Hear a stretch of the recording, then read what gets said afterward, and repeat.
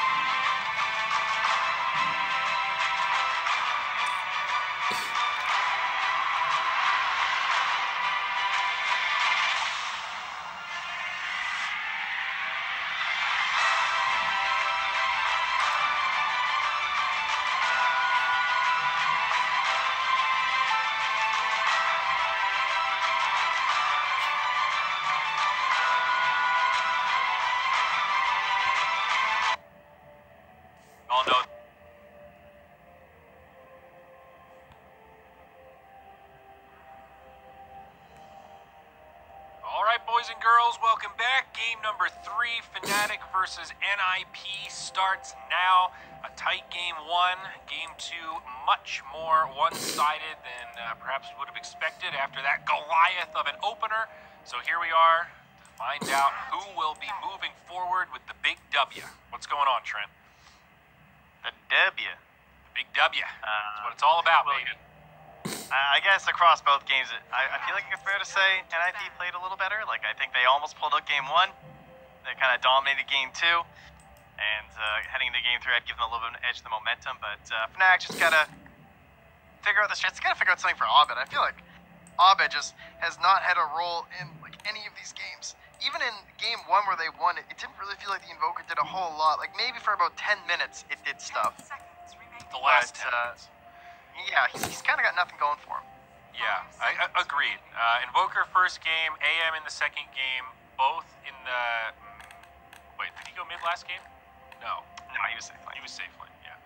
I don't know. I mean, what do you think? Do you attribute that to a playstyle thing? Do you attribute it more to heroes? Do you attribute it more to just the way NIP has been playing around him? Yeah. I would say it's mostly just how Fnatic are setting him up, right? Both games they set him up into a bad-looking Invoker game. Like, he didn't have a decent match fit or anything. I mean, he had to go cross Wex. And then he got bodied by the Enigma. That was a really good play by NIP to send it mid. And Fnatic are like, yeah, that was a pretty cool hero, so they'll just instantly grab them and say it. But, and then when they gave him the AM, it's just like, all right, well, you guys got to do something. Because, like, no matter what, as anti-mage, something has to go well for the first 20 minutes, or your game's going to be difficult. Yeah, there's only so much you can expect out of your anti-mage. Given the way that game was going, like you mentioned before, aside from those 2 deaths, things were actually going pretty well. He ended up with the Battle Fury timed, almost exactly on par with Ace.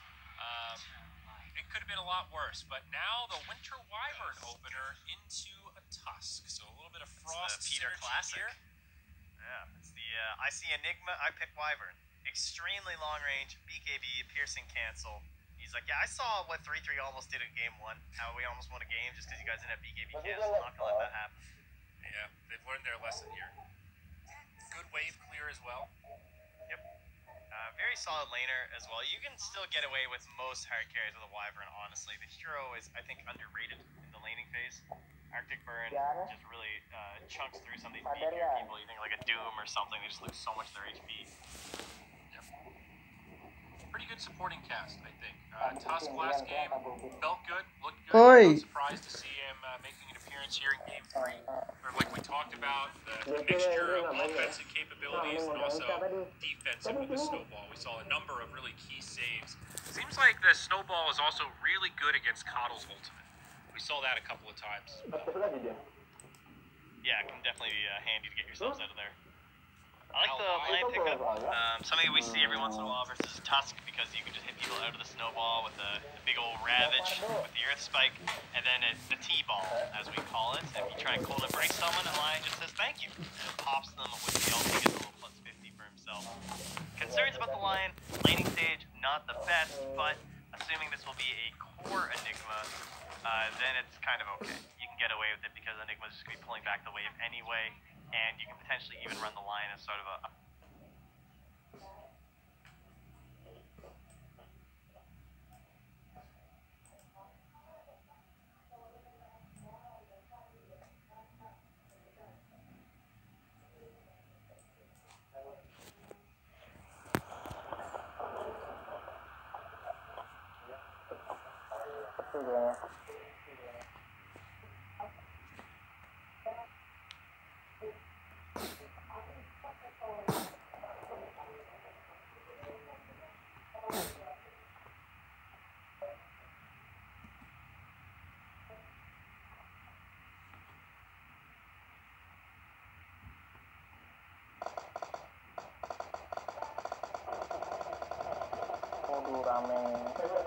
call it. If you try and cold embrace someone, and Lion just says thank you and pops them with the ult, he gets a little plus 50 for himself. Concerns about the Lion, laning stage, not the best, but assuming this will be a core Enigma, then it's kind of okay. You can get away with it because Enigma's just going to be pulling back the wave anyway, and you can potentially even run the Lion as sort of a 4-ish role. I would say I've seen more Lions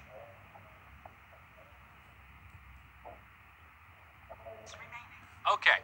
I think we're back. Hello, Twitch. Sorry about that. Just a quick little interrupt there. Had to reset the old OBS, and I think we're back good. So I'm gonna. What'd you do? You blew it up, eh? Blew it up. Well, it looked like there was a lag hiccup, and then that caused OBS to crash. And it was one of those kind of cascading sort of effects, you know, like when one satellite breaks and then it breaks all the other satellites. It was one of those. So.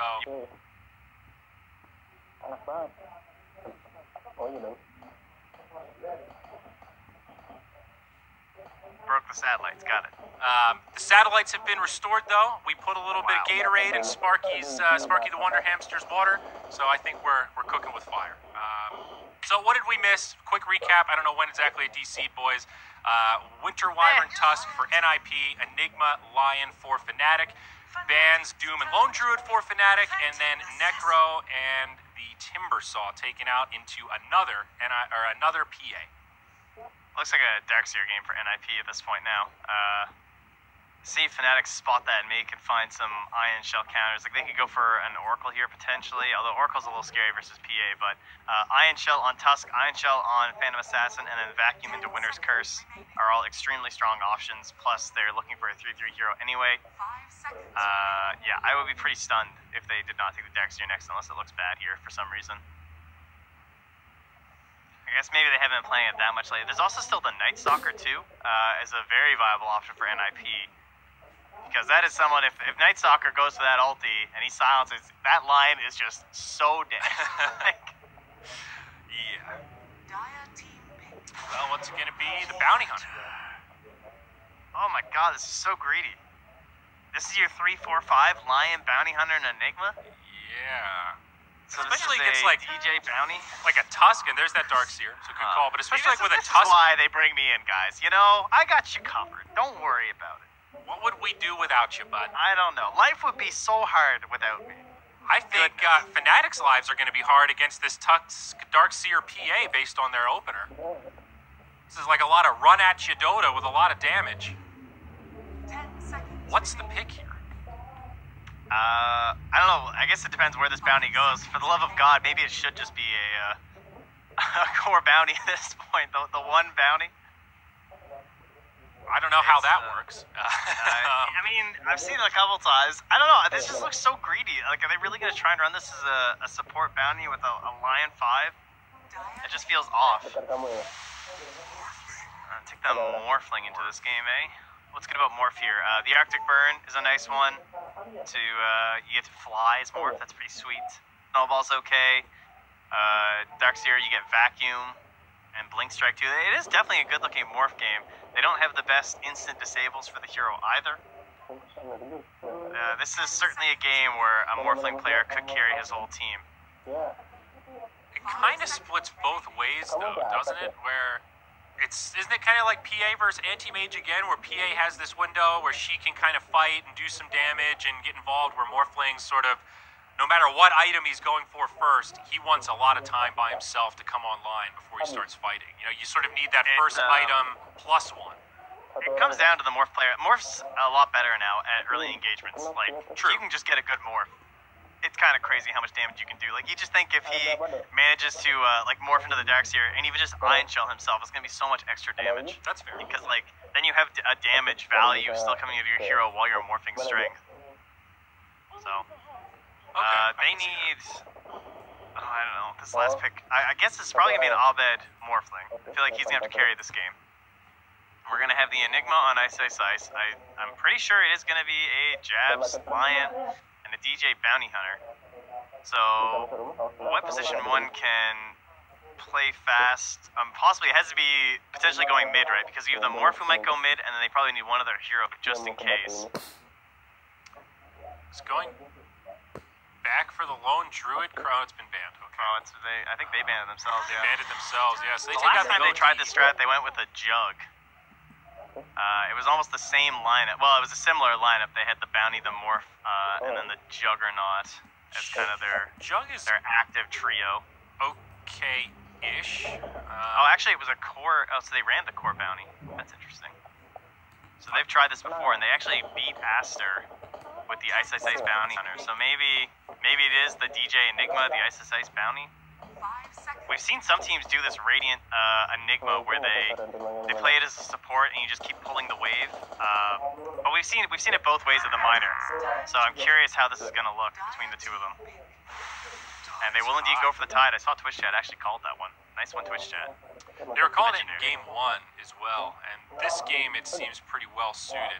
They needed another big disable to kind of pull this team fight together so you're not completely reliant on the black hole. But this does make Fnatic pretty damn reliant on cooldowns to take early and mid-game fights. If you don't have Black Hole, Finger, Ravage... Yes. Even Morph is a long cooldown early on, too. Yeah, that's so... Absolute possibilities here. Great team fight potential, but huge cooldowns. NIP... The longest cooldown NIP have is Vacuum, basically. Like, they don't even need Winter's Curse, really, you know? So they just want someone else that plays really fast. The Razor was a really good band, the Death Prophet. Okay. So it is cooldown based, but it is just the one cooldown they have to play around. And yeah, I'm really curious. So is DJ taking the classic DJ Enigma? We're going to find out momentarily. So I'll put it this way. Basically, we've seen teams do it both ways. So they've had the position 4 Bounty with the 3 Enigma, and you have them both play in lane. Or you can have it this way, which is the way that Fnatic played it before, where the Enigma basically grabs the range creep from the wave, goes and jungles in the Radiant top shrine. You basically jungle in there, and then you're pulling the wave back for the Bounty Hunter. I would say this Lion has a bit of a rough time, because he has to protect a Morphling versus a Darkseer and Tusk. I wonder if they can get away with the Morphling mid. I guess the Death Prophet is supposed to try and curb that, I would think. I mean, that doesn't sound like a great matchup for Morphling, but it doesn't sound that bad. I think you should be able to get some farm there, right? Yeah, because I don't think you can send this Morph to a side lane. It's going to be pretty brutal, that's for sure. I really like this Death Prophet final pick. I think they were lacking good sieging heroes, and she definitely makes up for that. Still pretty high tempo, like you mentioned, even though it is cooldown based, she can still contribute. Even if that ultimate is off cooldown, it's sort of a slightly different, or on cooldown rather, kind of a different mechanic. I like it. I think it just really ties this together and gives them an AoE silence, which is great against a lineup like Fnatic has. Yeah, before the BKB, it's pretty brutal for Enigma, very long range, easy to hit. Honestly, any of their heroes getting silenced is really bad, because they don't have the best ways to get rid of it, right? None of them really I know as, except for the BKB, and then Morph will be going for perhaps the BKB. And then the Tide, you have to actually take damage, unless he's going to get his Greaves up, which he might not even want this game. But Death Prophet gives my favorite thing in Dota, which is direction. It just makes it easy to play. It's like, hey guys, Exorcism is up. What do you want to do? We have 3 options. We can take a tower, we can take Roche, or we can smoke at them. I mean, it's pretty much all there is, right? Like, no, it's true. It's funny because she really is like, she kind of dummy-proofs games in that regard. It's like, guys, I can only do this so many times. I have a finite amount of damage. If we don't win in a certain time frame, it's probably not going to go too well. I've got my abilities. Let's do something.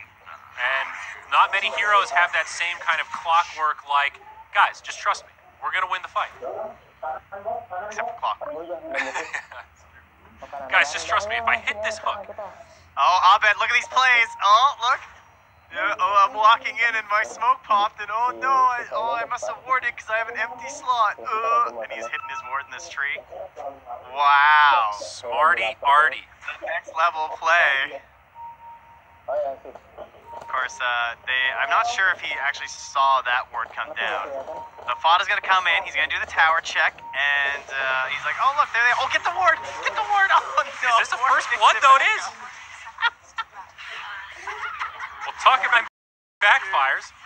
The baits. That was actually so sick. Everyone does that little ward check now. You know, I actually taught Peter that. Oh yeah? There you go. Yeah, that was me during NADCL cast. Wow. There, that's my one. That's my one over Peter. He might have just been humoring me, but he acted like he didn't know, and that's all I needed. I have this mental picture of you explaining this like revolutionary concept of PPD just being so nice, sitting there being like, no, wow, no, that's really cool. Wow, you came up with that yourself? Yeah, wow. Man, that's interesting. Good start though for NI. What a nice lad, you know. You got to get him in when you can. So Tide Hunter down here, rocking the scuba outfit, looking good. He came prepared. And up top, we're going to have a Bounty Hunter Enigma from Fnatic. They will be up against the safe lane Darkseer. DP will head mid against this Morphling, as we predicted. Right now, Lion kind of lingering in the jungle posture near mid. MP down bottom, though. This Tide could take a quick tumble. He went level 1 Anchor Smash. There's no Kraken Shell, and they actually find the kill. Saksa almost goes down in return. One hit, he survives. These supports must suck. for Radiant, dude. Like, if I'm in a game right now, I'm not happy, you know? If I'm one of these core players and I have a support line and a support bounty hunter, I just know that a whole lot's not getting done. Oh, nice, I can point this out because I've seen this a few times. So, you see Ice Ice Ice with this double ring here? So if you notice, one of the rings is on...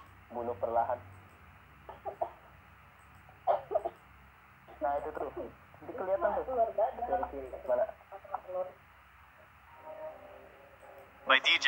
Actually, they're both owned by DJ because he eventually gets headdress and he gets soul ring. So a lot of teams have been doing this because the Enigma doesn't play in the lane, right? He just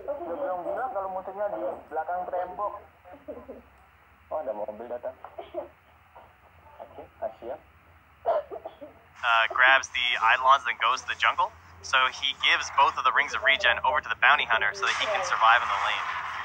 Really smart. Very few items that you can transfer like that and still get effect, so good on you. Meanwhile, in the bottom lane, I caught him that one too. Jabs gets caught, and now MP, he does have that Kraken Shell, so it's going to make him a little beefier. They'll have trouble cutting through that melon, and they'll settle for just a pick on the line. And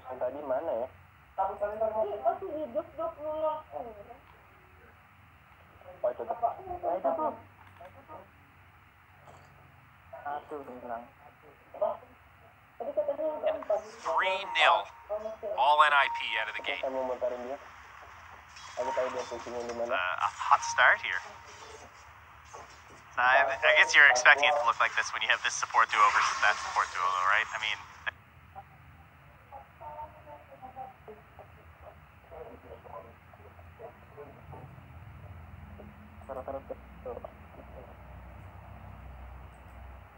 You look where the kills are. It's a 1-0-2 Wyvern and a 0-0-3 Tusk. Yeah, well, it's not particularly surprising. These are the sort of games where, you know, you queue a solo, you grab a Lion, and then they pick Tusk, Winter Wyvern, and you're like, God, what am I going to do in the lanes? Even this Tide Hunter can't handle it. He's built for this kind of thing. Yeah, I mean, this is why the Morph was forced to go mid, too. Yeah. Almost certainly. Morphling is doing okay mid, 11-4 compared to 9-1. Certainly not winning the matchup, but as suspected, getting plenty of farm. And I agree. I don't think it's going to get better than this in a side lane.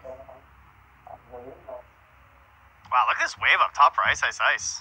As 3-3 is actually just running all the way home for mana here at everything coming in. And they're actually going to split it between the Bounty and the Enigma, too. Kind of interesting. I wonder why he does this instead of, like, stacking. Like, you would think that DJ would want to be in the jungle stacking right now, right? One would think. Guess they just really benefit. Oh, the second he gets 3, he actually TP's bottom to catch this wave, and now he's going to start jungling down here. Oh, Tide Hunter again. They've got a close-range snowball. They should have the damage this time, and they do.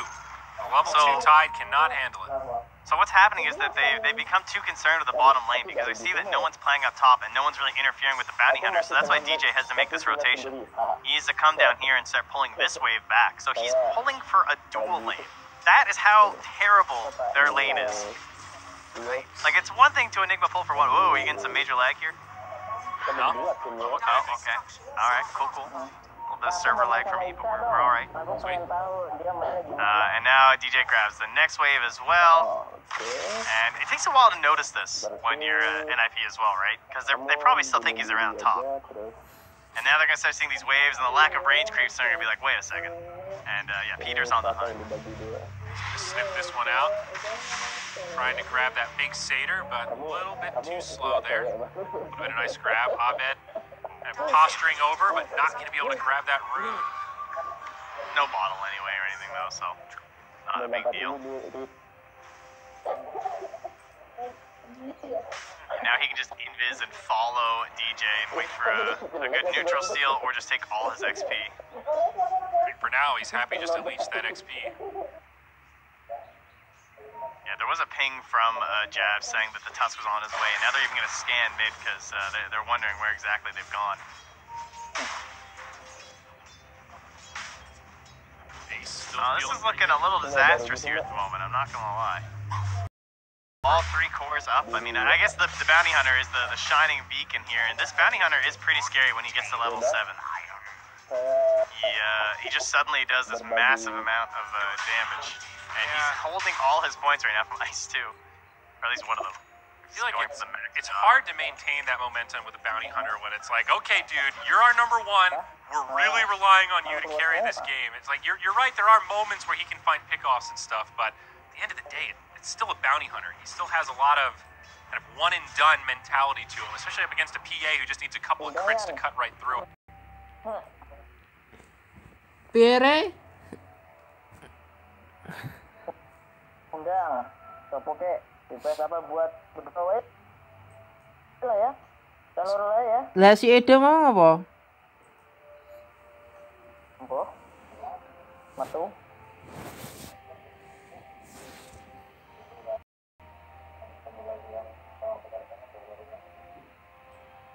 Gue ki main di sini kan? Nengkos. Oh, pantes.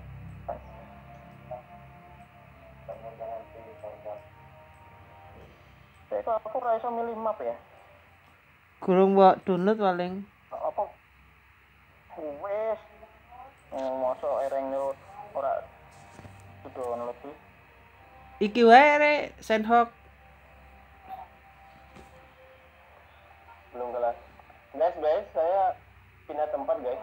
Maksudnya, Dok? Pindah squad. Aku pindah squad. Bagi squadnya dibagi 2 nih. Oh iya dah. Siapa aja tuh? Aku nge-PHP-in Ica dari sana. Dia pengen main dari tadi. Tungguin. Enggak. Ica main sama siapa sekarang? Sendiri. Oh. Mas Resi sama Rida suruh main. Yang Rida nggak bisa masuk game. Komputernya. Oh. Ah ini aja, Dok. Aku tak out aja, Dok. Kau biar bisa main sama Re. Re mau ikut. Aku tak udahan. Oh, oke. Siapa nih? Teach out siapa? Oh, temanku. Sorry, teach out ini full squad. Bye. Oke, thank you Rian. Ada Rian here. Ayo aku mau main sama Ica, Dok. Kamu Ica main. Cepat. Si. Ini pick Rian sama teach out. Aduh. Ica mana sih teach out ini? Kita sudah punya full squad. Kamu jadi nakal leader nih, Ray. Ya. Main. He's got double step too. I didn't even notice that. Ice Shark walks out Jabs and Abed. Looking for more, perhaps. A silence the other way. They will grab Jabs. Now Abed on the run. Does have TP morph, but not much HP to play with. Another silence from Fata. It looks like it'll just be a kill on the Lion as NIP head back to farming. Still no kills on the board here. Poor Fnatic. It's okay. Jabs dying was only 74 gold given, or lost rather, for himself. And Peter got the kill. So 2K lead now. Now up top, some tracks coming out. Ice wrapping around. They're going to move into the tower. There's the black top of the snowball. PA low but still alive. Follow-up stun will grab her. Now looking for more. Tusk gets hexed up under the tower. It's Ice on the run. He is dusted. Saksa tracked. Could still go down. But Ice will be able to make it back. Now coming in, looking for more. It's the Lion, and it's Jabs. Dude, dance away. Deserved. Very nice. Good use of the track there to get back in. A little sign of life for Fnatic. 2 kills up on the board now. Bounty is spawning in about 15. Yeah, they can definitely get the top one. Might go both ways to the Darkseer though, as 3-3's coming down with the Centaur. Okay, I got that helmet the Dominator now. Nice thought better of it. He starts running away. Oh, can't outrun the Sheriff, though. I think this is going to be a dead bounty hunter. Enigma still comes in to grab the rune, but it's going to cost him a bounty hunter.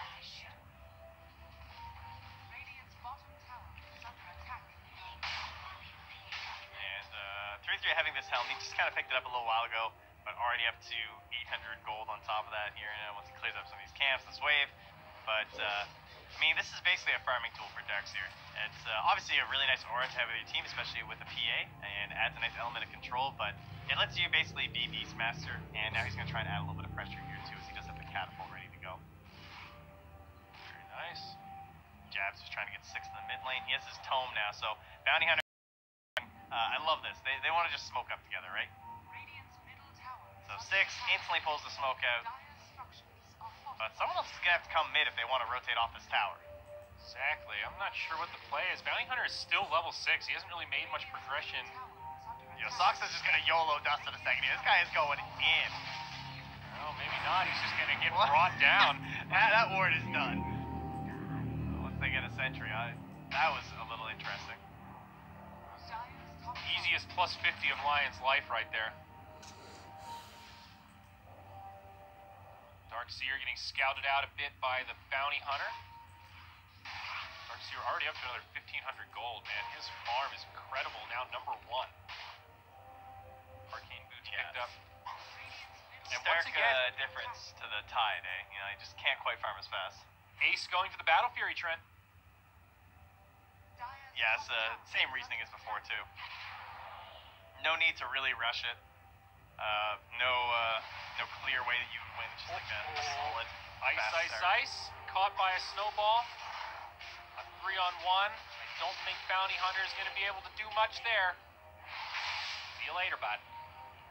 Well, he has definitely made space, though. I mean, he was the top core on the side of Fnatic for a while, it felt like, and then now he's the bottom. So clearly, he has managed to boost up his allies one way or another.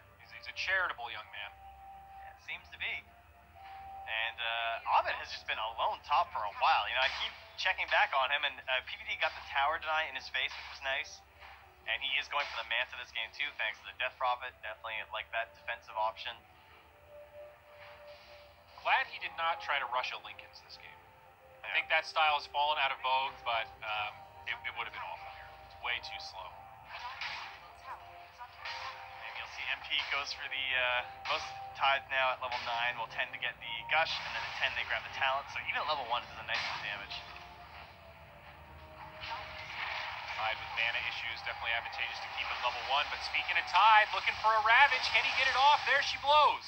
Connects on quite a few, but follow up, he gets cut down.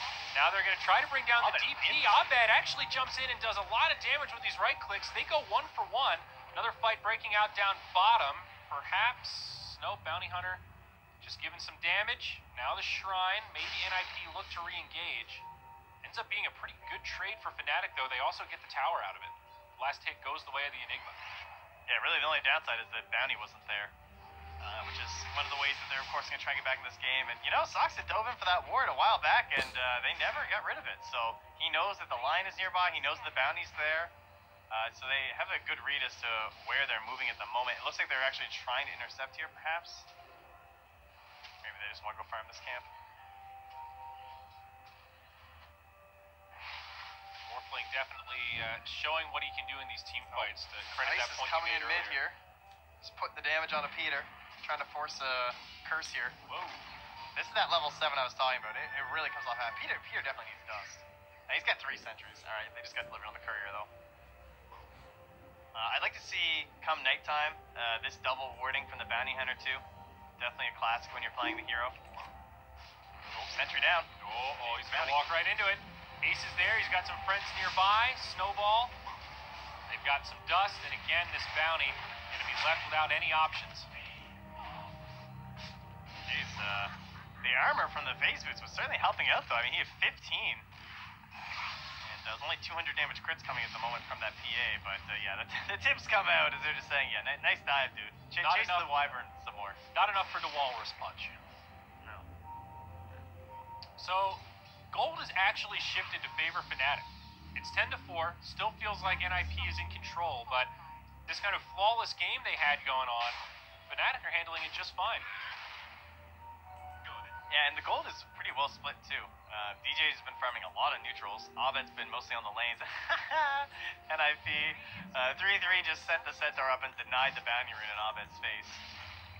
That's pretty good. Nice.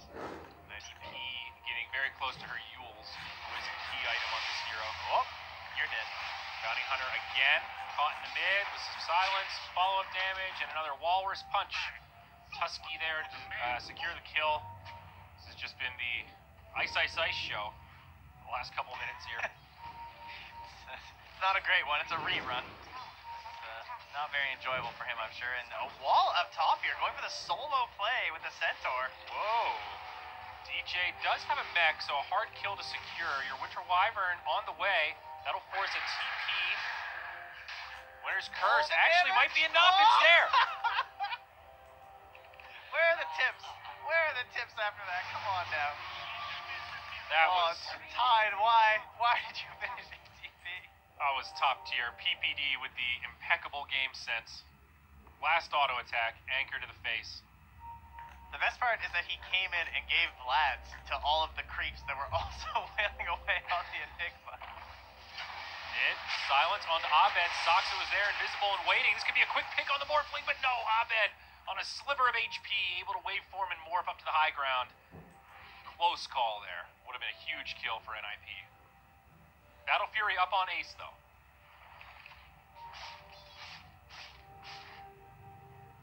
And I guess now we look at the Roshi soon here too, right? It's turned into one of those games, but much like our first game, it's the whole story of like, yeah, I guess it was the second game, right, where it was like NIP just never wanted to go in Roche. Because you got Black Hole, you're all tracked up, so it's hard enough getting there anyway, and then you got Ravage. And it'll be Fnatic instead who are going to be able to secure it first with this medallion, I would wager. It'll be a tough fight for NIP, but a great wraparound here to start things off. They're looking for DJ. Could go both ways. Fnatic trying to start the fight off onto 33. Surge into the tree line. He's going to get brought down first, but a silence connects on 3. Good Winter's Curse onto the Enigma again. Still has Black Hole. There's the Ravage. Mech's already been used. DP going to survive a little bit longer. She's got the ult off. DJ does go down as a dagger chases him into the trees. Heal on the Fodder from the Winter Wyvern. Now more damage as they chase out. Dust has been used on the Ice. He's going to have to stay in the back line here. Stun from the line, connects on Tusk. They've got the damage for a follow-up, and it's a 1-for-2. Fnatic taking this fight so far. NIP low on options. Exorcism just expiring now, so this fight probably going to peter out from the Dire unless they can grab somebody with this PA. But Fnatic not going to push too deep. Instead, they'll just deward and continue their control of this enemy jungle. Yeah, not a lot from the Darkseer or the Tusk in that fight. You can see even the damage contribution just wasn't really up there. Not able to get a wall down. I'm not sure if it was still in CD, but definitely did not come out clearly. And the DP just not quite at her peak. She got good Yules, but that is a costly leftover kill here, though. Are they going to find some more? Snowball across, trying to go on to jabs. There's a vacuum in. They've also got Abed. He's getting low. DJ trying to do what he can. Still has the Black Hole. He didn't use it last time. They'll get the stun onto Tusk. And all of a sudden, again, it's NIP that could be in trouble. It's a nice wall. Going to slow down DJ a little bit. Maybe trying to turn for the hole, but he doesn't have it. He gets brought down first, saves the cooldown, and in the end, it will be NIP that find the victory in this scuffle. What? Why were they there? What was left to gain in this area? Not sure. Didn't it feel like they kind of had a resounding victory and it was like, all right, cool. Let's go, let's get out.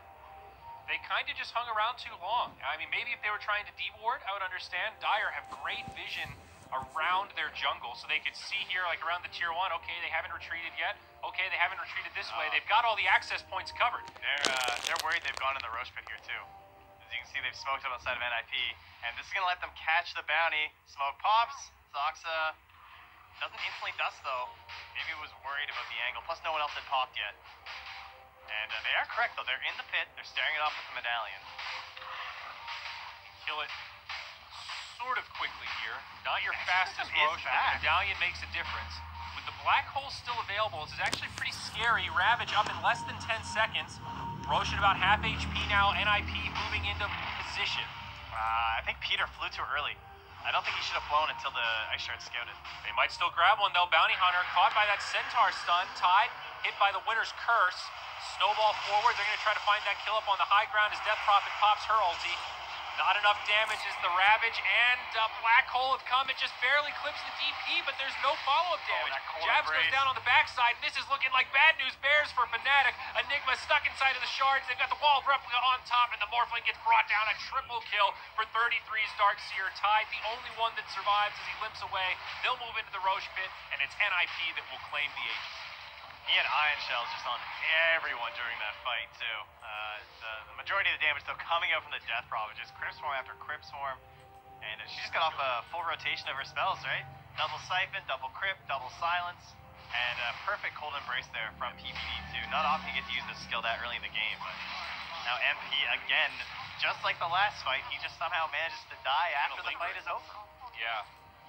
It was perfectly done by PPD in that fight, though, because it broke up the combo of the Ravage and the Black Hole. You can see the Tide just trying to get the Ravage off. The Black Hole wasn't quite positioned on top of it, and just not allowing them to not stack that combo made the fight so much easier for NIP. It ensured the survival of the Death Prophet, and if she lives with that ulti on, then, well, you know how the rest of the team fight's going to go.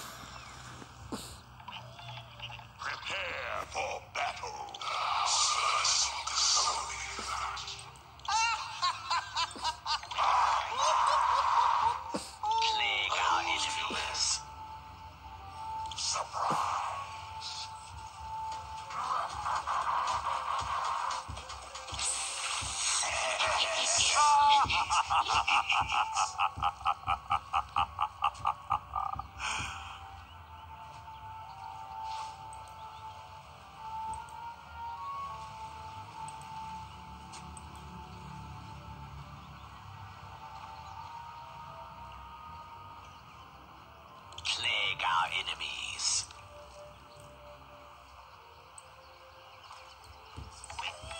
30 seconds to battle.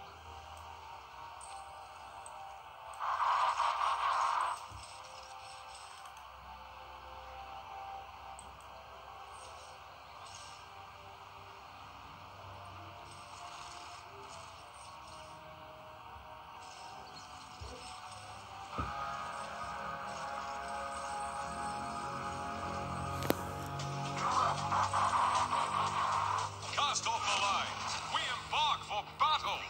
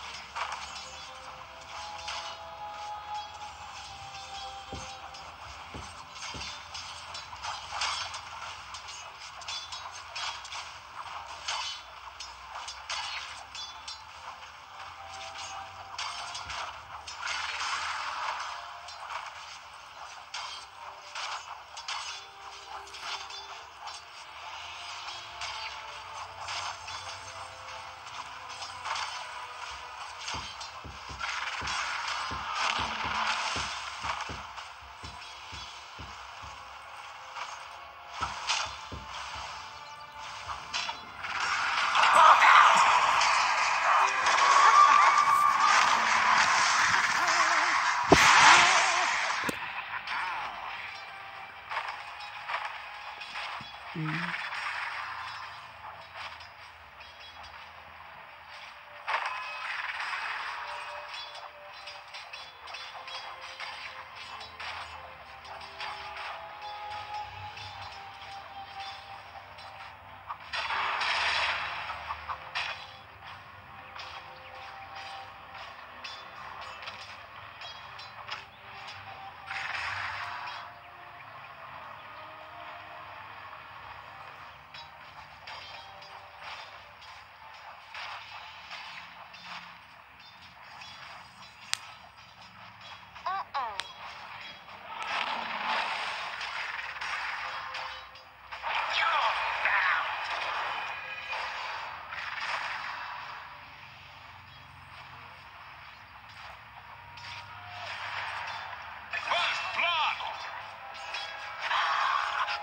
blood.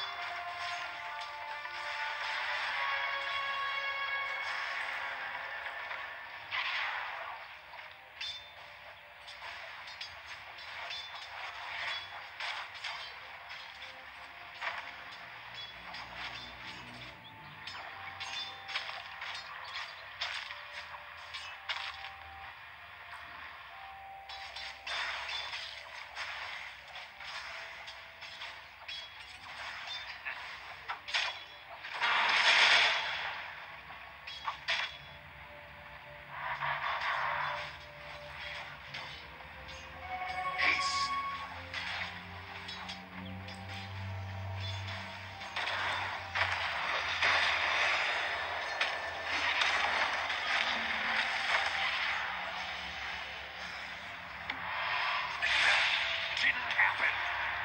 You lack discipline.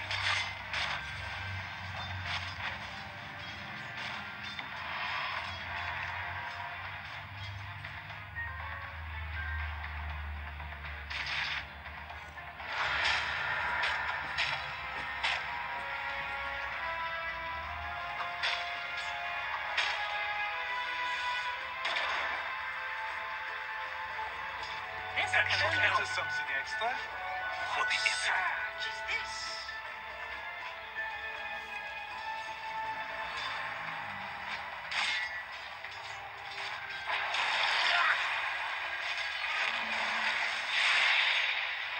I like the fight strength.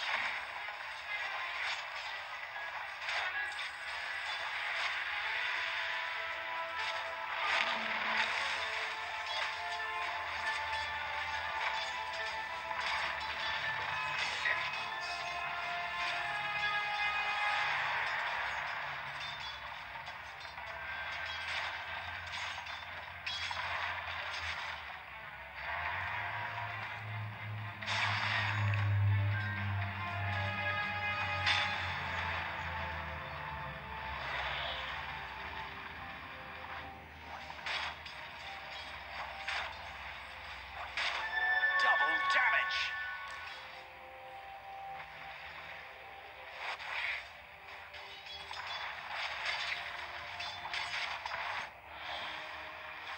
Radiant's bottom tower is staggering. Like a drunk sailor.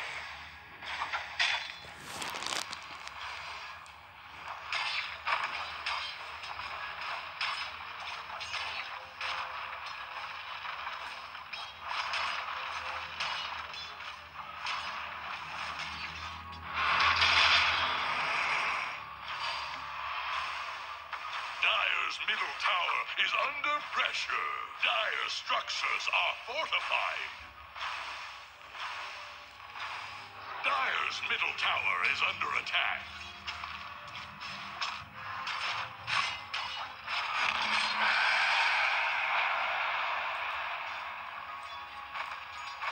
Dire's middle tower is drowning. Radiant's bottom tower is under attack.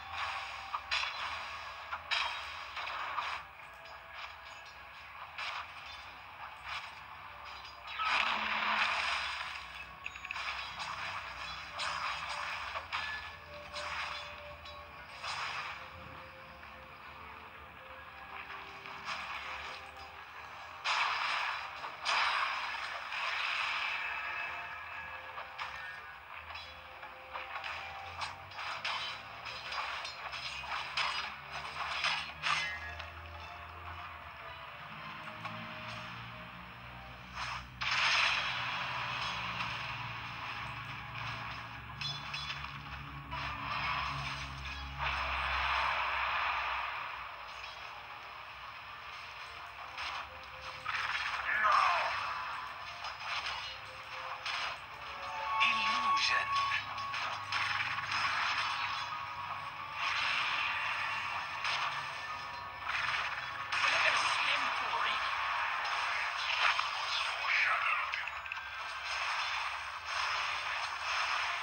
Dire's top tower is under attack.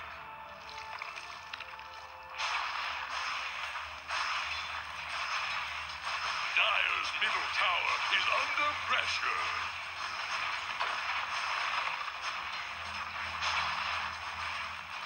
Dire's middle tower is drowning. Dire's middle tower just got knocked down.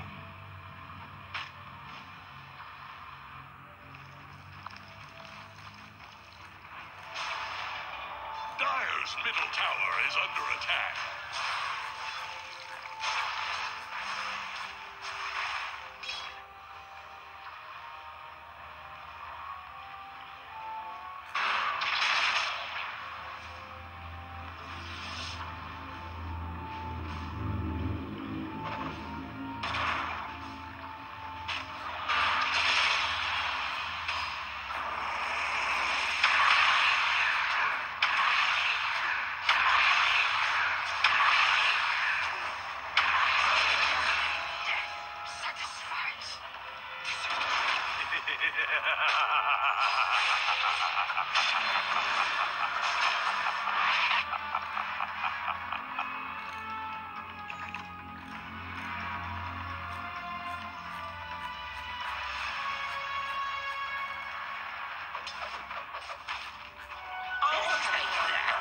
Precious bounty.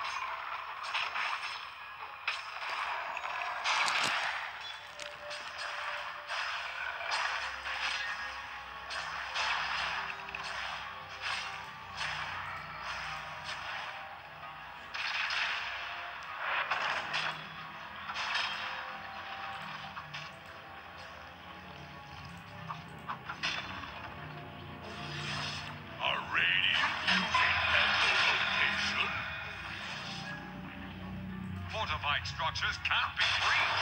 I could. Dire's bottom tower is under attack.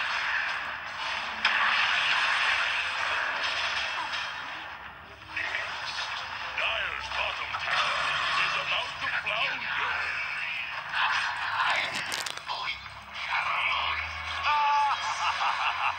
Dire's bottom tower won't last long.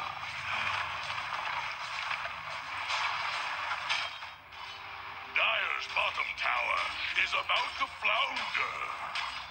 Dire's bottom tower has fallen.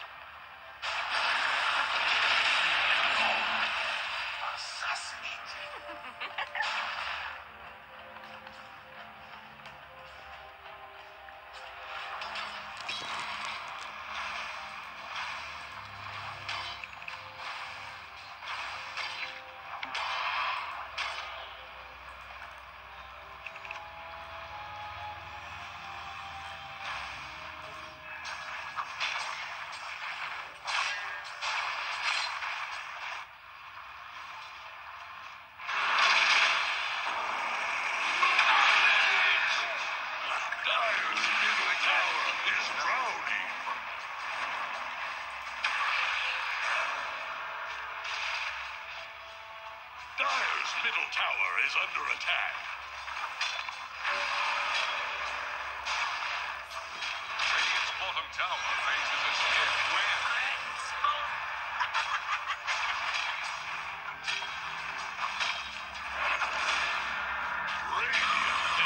Fortification! Middle tower is under pressure. In a storm. They're trying to bring down Radiant's top tower. Dire's middle tower is under attack. Radiant's bottom tower faces a stiff wind. Dire's middle tower is under pressure. Radiant structures are fortified. Radiant's top tower is on the rocks.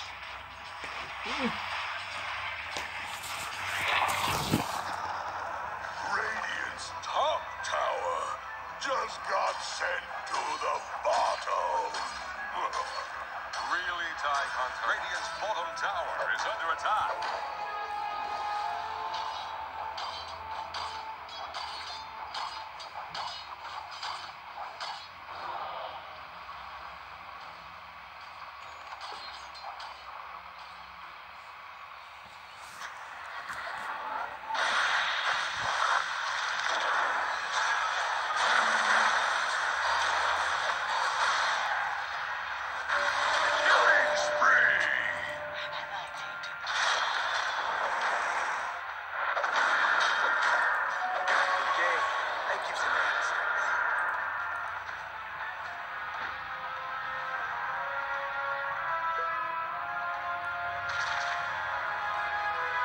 Hah?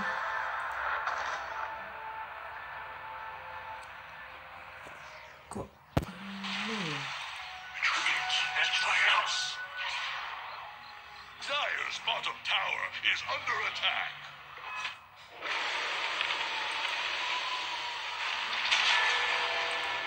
Dire's top tower is about to take the plunge.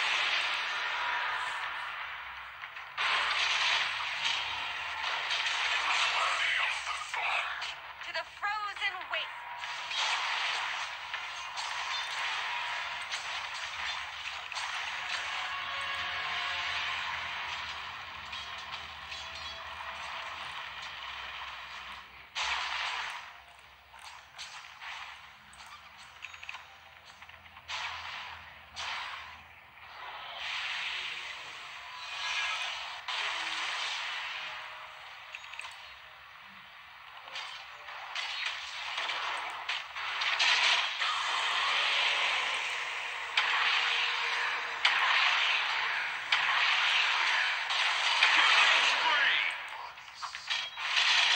Radiant's bottom tower is under attack.